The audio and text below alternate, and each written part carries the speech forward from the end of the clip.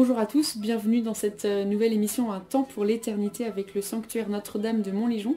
En ce mardi de Pâques, j'ai la très grande joie d'être avec Don Jacques. Bonjour Don Jacques. Bonjour Marie-Liesse. Et avec Don Paul. Bonjour Don Paul. Bonjour Marie-Liesse. Alors voilà 2 jours que Christ est ressuscité, que nous avons fêté cette grande fête de Pâques, cette grande fête de la résurrection. Et c'est pour cela que nous voulons ce mois-ci évoquer la question de la foi en la résurrection. Voilà, le symbole de Nicée dit « J'attends la résurrection des morts ». Le symbole des apôtres dit « Je crois à la résurrection de la chair ». Voilà, ce sont des formules que nous disons tous les dimanches à la messe, sans peut-être trop y penser, puisque ça arrive un petit peu en fin de credo. Mais voilà, comment dire, la résurrection là, du Christ qui a eu lieu dimanche, il y a 2 jours, est l'occasion pour nous de nous pencher sur ce grand mystère de notre foi. Et ma première question sera assez simple, on va dire sera formulée assez simplement, après la réponse ne sera pas forcément très simple, mais qu'est-ce que ça veut dire en fait croire à la résurrection? Est-ce que c'est la même chose que croire en la vie éternelle? Est-ce que c'est la même chose que croire en la vie après la mort? Est-ce que c'est tout simplement lié? Voilà, j'aimerais que vous puissiez nous éclairer un petit peu là-dessus en ce début d'émission. Mais d'abord, croire à la résurrection, c'est croire à la résurrection de Jésus. C'est la résurrection du Christ. C'est le cœur de notre foi. Et si le Christ n'est pas ressuscité, vaine est notre foi. Donc c'est d'abord, la résurrection, ça nous ramène d'abord au cœur de notre foi qui est la résurrection du Christ. Croire à la résurrection du Christ d'abord, c'est nous dire que nous ne croyons pas, nous ne sommes pas des disciples d'un maître spirituel qui a vécu il y a 2000 ans et qui nous a donné une belle doctrine et que nous voudrions suivre. Croire à la résurrection du Christ, ça veut dire que le chrétien vit dans l'amitié avec le Christ aujourd'hui. Que le Christ est toujours vivant, et c'est ce qu'il nous a promis à l'Ascension. Je suis avec vous tous les jours jusqu'à la fin des temps. C'est d'abord croire à la présence du Christ dans ma vie, la présence vivante, active, et à sa puissance dans ma vie. C'est croire aussi, de croire à la résurrection du Christ, et croire à la victoire définitive de Dieu sur le mal, croire à la victoire de la vie, à la victoire de l'amour sur les épreuves, sur la résignation, sur la fatalité. Et donc croire à la résurrection, c'est d'abord revenir au cœur de notre foi. Voilà, et puis ensuite, on pourrait dire en déclinaison de ça, croire en la résurrection du Christ, c'est aussi croire en notre propre résurrection. Ce qui veut dire que tout ne se termine pas avec la mort. Ça veut dire qu'il y a un avenir pour notre vie. Et puis, dans cet avenir est inclus aussi la question de la corporéité, croire en la résurrection de la chair, c'est croire que notre avenir, au-delà de la mort, il est un avenir de pleine humanité, c'est-à-dire aussi avec notre corps. Ça dépasse un peu l'entendement quand même, ça. C'est forcément du domaine de la foi de croire, parce qu'avec notre cerveau très humain, c'est quand même très difficile à accepter, j'allais dire. À maîtriser, ouais. Peut-être. Mais alors, le peuple juif a mis du temps à le comprendre, parce que les juifs comprenaient l'homme comme une unité, âme et corps. Et donc, à la mort, eh bien, l'âme était dans un vague état léthargique au Shéol. Et puis, progressivement, dans la foi d'Israël, s'est développée cette intuition fondamentale et cette compréhension sous l'action de l'Esprit Saint que Dieu n'abandonne pas l'homme à la mort, que Dieu est fidèle et qu'il est tout-puissant, et que comme tout-puissant, il peut rendre la vie aux morts, âme et corps. Et donc cette foi, c'est la foi qui est à l'époque de Jésus. Les pharisiens partagent cette foi, les Esséniens partagent cette foi en la résurrection, et c'est Jésus qui la manifeste de manière définitive par sa propre résurrection. Non seulement il l'annonce dans ses discours, il l'annonce comme signe dans les réanimations qu'il fait, le fils de la veuve de Naïm, Lazare, mais par sa propre résurrection, il va manifester que cet état de vie en Dieu avec notre chair est possible. Alors, d'un côté, ça paraît grand, et c'est vrai que ça paraît inouï, mais en même temps, chez l'homme, il y a ce désir implicite d'une forme de vie qui n'est pas juste la vie naturelle, mais d'une vie en plénitude, et d'une vie en plénitude qui prend en compte toute sa personnalité, qui n'est pas juste une vie pour une partie de lui-même, mais pour tout lui-même. Et donc ça répond finalement, cette résurrection, la résurrection du Christ et notre propre résurrection, répond finalement à un désir très profond du cœur de l'homme. C'est ça, en fait, c'est à la fois une évidence, j'allais dire, mais qui se situe peut-être au niveau du cœur, enfin, mais c'est à la fois une évidence et à la fois quelque chose qui est complètement... enfin, qui nous dépasse, quoi. Moi, c'est un peu le sentiment que j'ai par rapport à ça. Alors, il y a quelque chose qui peut relever de la raison. Je crois que c'est le cardinal Lustiger qui disait, pour croire en la vie éternelle de l'âme, une bonne philosophie suffit. Il n'y a pas besoin de la foi. Mais on ne va pas très loin dans ce qu'on peut percevoir de l'au-delà de l'âme. On va être autour de notions comme le shéol, une forme de survivance. Mais après, pour croire en la résurrection, ça c'est vraiment notre foi. Donc c'est un cadeau. C'est un cadeau de Dieu dans l'éclairage qu'il nous donne et puis aussi dans le fait d'y adhérer. Mais, comme le disait Paul à l'instant, cette foi, elle vient remplir un désir qui est inscrit au plus profond de notre cœur, qui est celui de vie, de la vraie vie. Benoît XVI définissait en général la vie éternelle par cette expression de la vraie vie. Et ça, on sent bien que c'est inscrit en désir, en creux, au fond de nous-mêmes. Et en même temps, c'est ce que disait Don Jacques, c'est un don de Dieu. On sent bien que cette vie, on ne peut pas se la donner à nous-mêmes. Et donc, c'est pour ça qu'on a du mal à le maîtriser, c'est que ça se reçoit. Ça ne peut que se recevoir, la vie éternelle et la résurrection. Ça ne peut être qu'un don de Dieu. Merci Don Paul, merci Don Jacques. Je vous propose qu'on fasse une pause musicale et on se retrouve juste après pour la suite de cette émission. A tout de suite. Que ciel et terre exultent et chantent, Alléluia, Christ est vivant. Que ciel et terre exultent et chantent, Alléluia, Christ est vivant. Pourquoi chercher parmi les morts? Il est vainqueur, ressuscité. Alléluia, Christ est vivant. Voici le jour de la résurrection. Peuple rayonnant de joie. Le Christ de Dieu nous conduit de la mort à la vie. Et nous chantons sa victoire. Que ciel et terre exultent et chantent. Alléluia, Christ est vivant. Que ciel et terre exultent et chantent. Nous sommes de retour dans l'émission Un temps pour l'éternité avec le sanctuaire Notre-Dame de Montligeon. Nous parlons de la résurrection, du Christ. Et la question que je voulais vous poser au retour de cette petite pause, c'est finalement la résurrection, notre résurrection, quand est-ce qu'elle intervient? Le Christ, il est ressuscité, nous, on meurt, quand est-ce qu'on ressuscite? Ne vous battez pas. Nous ressusciterons à la fin des temps. Et on peut dire simplement que, comme vous venez de le dire, le Christ est déjà ressuscité. La Vierge Marie est aussi au ciel en son corps et en son âme, donc dans l'état que nous aurons, nous, à la résurrection. Mais pour nous, cette résurrection, elle se placera au moment de la fin des temps. Qui interviendra Nous ne savons pas quand. Ce décalage.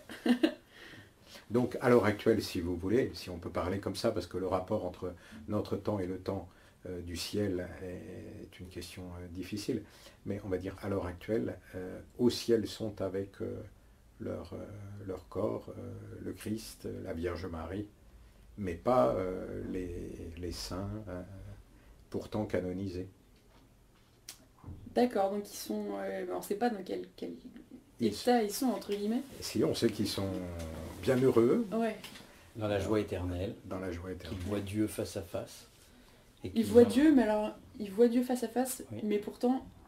Pas avec des yeux de chair. Ouais, c'est ça. Mais l'âme, l'intelligence humaine et la volonté humaine sont remplies de Dieu. Ça, ce sont des facultés de notre âme, Ouais. l'intelligence et la volonté, donc qui sont présentes au ciel, même si nous n'avons pas notre corps. Et du coup, quand on aura... est-ce qu'on peut du coup enchaîner sur l'histoire de la résurrection de la chair? On dit ça dans le credo. Oui. La résurrection de la chair. Qu'est-ce que c'est la résurrection de la chair en fait? C'est-à-dire qu'on va ressusciter, on va se retrouver, on meurt, notre corps se sépare de notre âme, et il y a un moment où les deux vont être réunis en fait, c'est ça?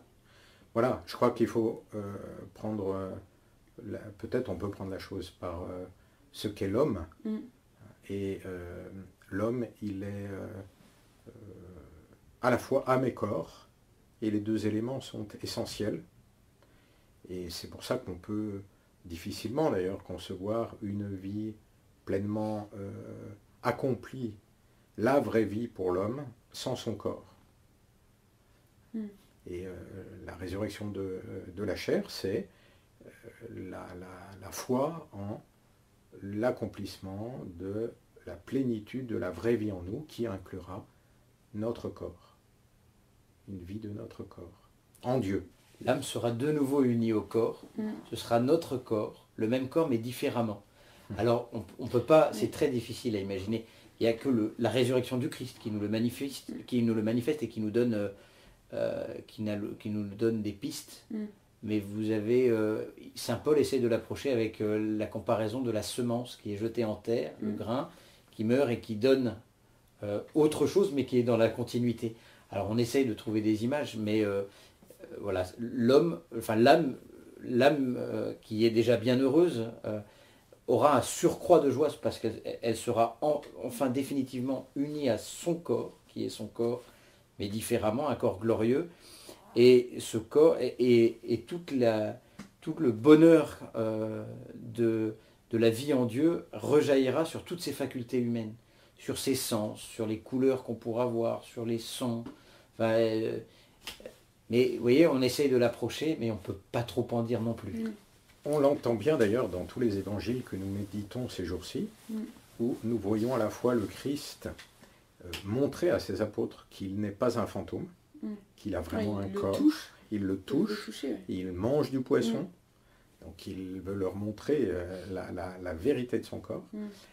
Et en même temps, on voit toutes les difficultés qu'ont les apôtres à le reconnaître. Ou même Marie-Madeleine. Et ça montre bien qu'il y a un autre état du corps, c'est vraiment son corps, c'est vraiment lui. Et pourtant, il y a quelque chose qui a changé. Il y a une étape qui est franchie. On n'est pas dans un retour du Christ à l'état d'avant la mort, comme ça a pu se produire avec Lazare, mais on est vraiment l'entrée en Dieu, la divinisation de l'être humain en son âme et en son corps. Avec le corps, donc on dit glorifié. Et ça fait que les rapports avec ce corps sont un peu différents de ce qu'on peut connaître ici. D'ailleurs, on le voit, il apparaît, il entre au cénacle alors que la porte est fermée, etc. On voit bien comment il y a des propriétés même du corps qui sont inhabituelles. En fait, est-ce qu'on peut dire que la différence entre la vie terrestre et la vie du ciel, c'est simplement la vision de Dieu? Parce que si sur Terre, on a notre corps et notre âme, après la résurrection, on aura notre corps et notre âme. Et du coup, c'est quoi la différence entre guillemets? Il n'y aura plus le mal déjà, il n'y aura mal. plus la souffrance, il n'y aura plus la peine, il n'y aura plus la maladie, il n'y aura plus le péché. Et la différence, elle est déjà là, elle est énorme. Oui, c'est ça. Elle est infinie aussi, parce que la différence, elle est infinie, parce que on aura accès, on vivra dans l'éternité, on participera de l'éternité. C'est-à-dire cette présence de Dieu qui sera tout en tous, elle comblera infiniment le cœur des hommes. Il y a autre chose aussi, c'est que les relations, ça me marque beaucoup, mais avec la résurrection du Christ, Jésus dit, je monte vers mon Père et votre Père. Et il crée par sa résurrection une fraternité dont les hommes ont soif aujourd'hui, une solidarité dont les hommes ont soif. Et nous savons par la résurrection qu'elle va se réaliser, cette fraternité. Elle commence ici-bas, avec le péché, avec le mal, avec la souffrance, mais elle se réalisera pleinement en Dieu. Et donc dans la résurrection des corps, il y aura une vraie fraternité humaine. Mais ce ne sera pas l'homme qui la construira, cette fraternité, elle sera donnée par Dieu.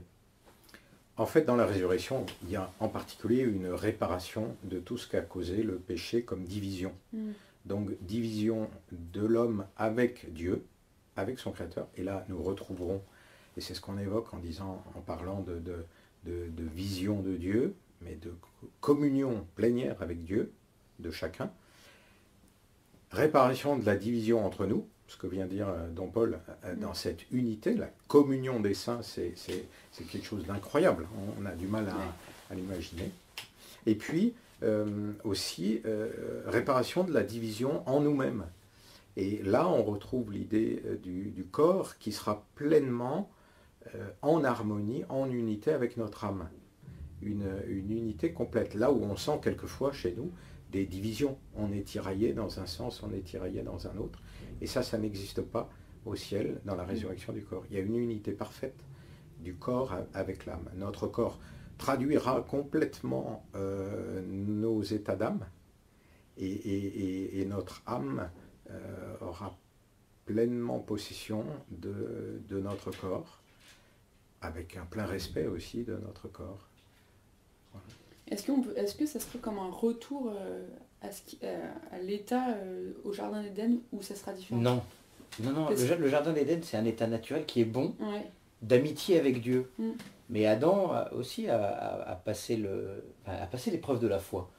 Mais non, l'homme, il est fait pour beaucoup plus que ça. C'est pas juste une nostalgie d'un état antérieur. C'est une vision face à face. C'est-à-dire que nous le verrons face à face parce que nous serons semblables à lui. L'homme est divinisé dans la vie éternelle. Et c'est ce qui comble tous les désirs du cœur de l'homme. C'est inimaginable en fait. C'est ça. C'est pas un paradis terrestre comme le proposent d'autres religions. C'est beau déjà ces paradis terrestres d'une harmonie dont l'homme est nostalgique. Non, c'est beaucoup plus grand. C'est l'amitié, la contemplation, l'amitié avec Dieu directement. Dieu sera tout en tous.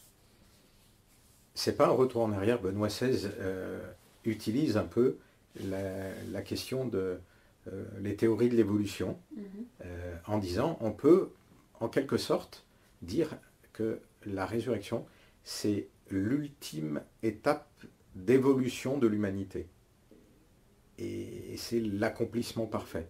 Mais on est dans ce on peut se l'imaginer vraiment comme une vraie étape d'évolution.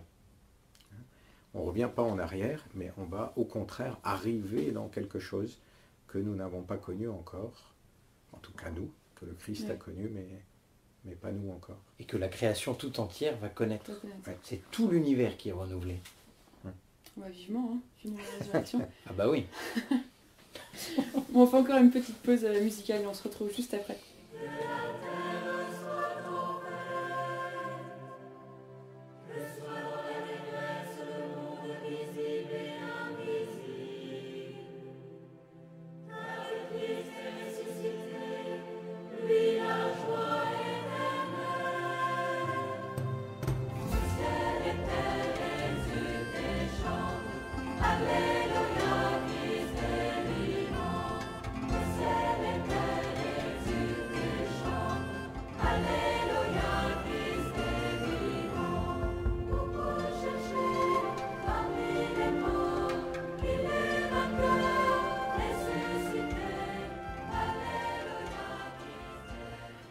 Nous sommes de retour dans l'émission Un temps pour l'éternité avec le sanctuaire Notre-Dame de Montligeon. Nous parlons depuis un bon quart d'heure maintenant de la résurrection. Et je voudrais à présent, pour terminer cette émission, que nous puissions évoquer les implications concrètes de la foi en la résurrection de la chair notamment. Qu'est-ce que ça implique dans notre vie terrestre? Qu'est-ce que ça implique sur notre vie dès maintenant, dès ici-bas? Déjà, pour toutes les personnes qui ont vécu un deuil, c'est toujours douloureux de voir le cercueil se refermer, de se dire qu'on ne reverra plus le visage de celui que nous avons aimé. La foi en la résurrection, c'est de se dire j'espère retrouver au ciel, j'espère y aller, moi, et j'espère que mes proches y sont pour les retrouver et revoir leurs traits glorifiés. Et donc ça, c'est déjà enfin, l'implication concrète, c'est l'espérance de se dire que tous ceux que j'ai rencontrés, je les retrouverai. C'est aussi l'application concrète, alors ça te paraît abstrait comme ça, mais c'est très concret. C'est la victoire définitive de la vie et de l'amour sur la mort. C'est-à-dire qu'aucune situation n'est bloquée, aucune situation n'est fichue, il n'y a plus de fatalisme. Le chrétien n'envisage pas... Bien sûr, ça n'empêche pas les épreuves, le péché, les difficultés, mais de se dire, voilà, profondément, cette certitude de se dire, mais c'est la vie qui a gagné. Et c'est pas cette épreuve qui me détruira. Voilà, la vie a gagné. Ça, pour moi, c'est... C'est-à-dire que dans les épreuves, savoir que en fait, le Christ a déjà gagné. Et qu'il est là. C'est ça. Courage, j'ai vaincu le monde. Et cette parole aussi, je suis avec vous tous les jours jusqu'à la fin des temps. Alors ensuite, il y a plein d'autres implications sur le corps. Oui, par exemple, sur la façon dont on perçoit notre corps. On voit bien comment il y a sans arrêt des tentations de réduire l'homme soit à une dimension purement corporelle, soit à une dimension purement spirituelle. Aujourd'hui, par beaucoup d'aspects, on est plutôt dans une dépréciation du corps. Je pense en disant ça, par exemple, au transhumanisme, etc., où on s'imagine que en copiant toutes les connexions du cerveau dans un ordinateur, on va faire passer la personne humaine dans l'ordinateur. Mais c'est une conception incroyablement réductrice de ce qu'est la personne humaine. Alors, d'un côté, il peut y avoir aussi une glorification du corps avec... Il peut y avoir aussi une glorification du corps. De l'enveloppe corporelle. C'est ça. Mais qui quand même souvent est liée à une forme d'instrumentalisation du corps. Donc on va le prendre comme un objet.